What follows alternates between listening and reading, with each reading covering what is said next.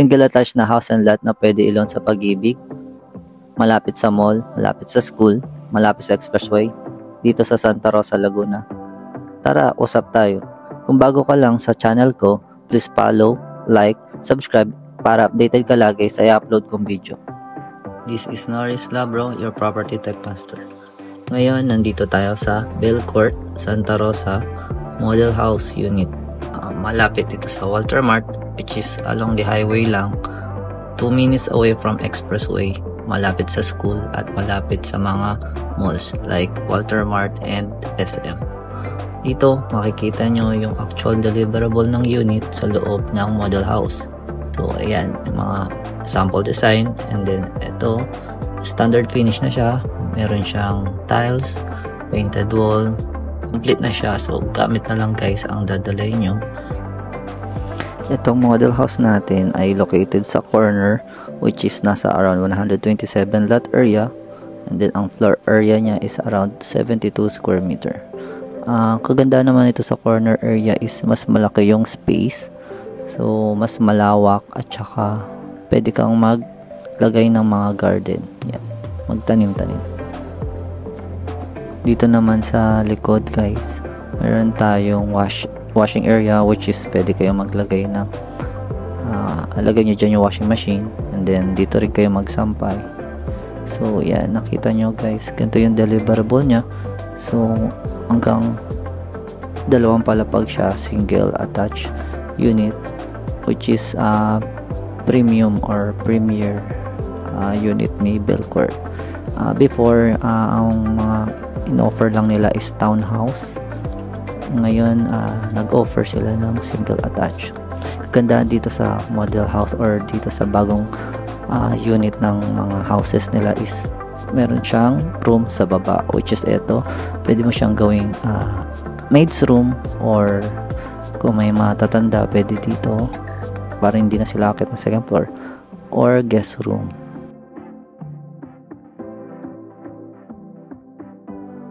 Ito naman yung deliverable ng CR nila. Complete na siya.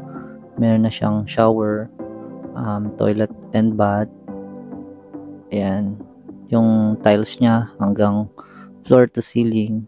So, wala na kayo iintindihin or ipapagawa pa. Tara, akyat naman tayo sa second floor. Pakita ko sa inyo kung ano yung itsura ng mga rooms and deliverables sa taas. So, malaki rin yung kanyang hagdan, maluwag, and then yung bakal yung kanyang pinaka-hawakan, then kahoy naman yung tungtungan.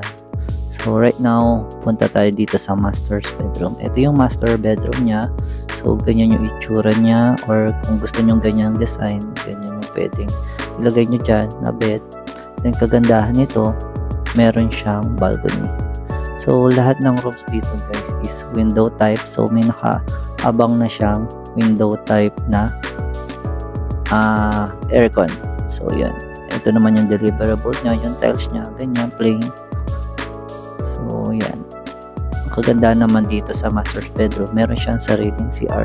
So, hindi niya na kailangan lumabas or gumamit sa baba pa ng CR. So, may access siya sa sarili niyang room. So, yan. Tingnan natin yung balcony. So, ganito. Maganda dito sa community guys, dahil tahimik. Wala masyadong nalabas na tao kahit na madami nang na-turnover. At the same time, maluwag yung kalsada nila. So, hindi siya masikip. So, punta naman tayo sa kabilang room. So, ganyan guys. Ito yung pinaka second room natin. Bali, 4 lahat siya. So, ito yung CR deliverable. Katulad ng CR sa baba, same sila. Complete. May shower, may toilet and bath. So, wala na kayong kailangan pa ipagawa. So, kaganda naman dito, bukod sa may CR sa baba, common CR, meron din ditong common CR sa second floor bukod sa may CR sa master bedroom. So, all in all, 3 toilet and bath siya. So, pareha sila ng deliverable. Complete. Meron toilet and bath. Merong shower. So, yan. maliwanag siya, maganda yung lightning niya kasi may malalaking window. Ito naman yung bedroom number 3 natin. So ito, ganito yung itsura ng design kung gusto nyo kung paano ilagay yung kama and then yung mga cabinet. So ito, kagandahan nito, gamit na lang ang dadalhin nyo. So hindi na kayo kailangan magpa-renovate pa kasi standard finish na siya. So wala na kayong intindihin na ipapa-paint or ipapa-division or maglalagay ng additional tiles. Ito naman yung bedroom number 4 natin. So ito siya. Kaibahan naman ito sa master's bedroom. Wala siyang balcony. So ang deliverable niya ganito rin. Painted wall, plain tiles, and then may isa siyang window, then meron din siyang window type na lagayan ng aircon. Lahat naman sila na bed merong window type na aircon. So yun lang.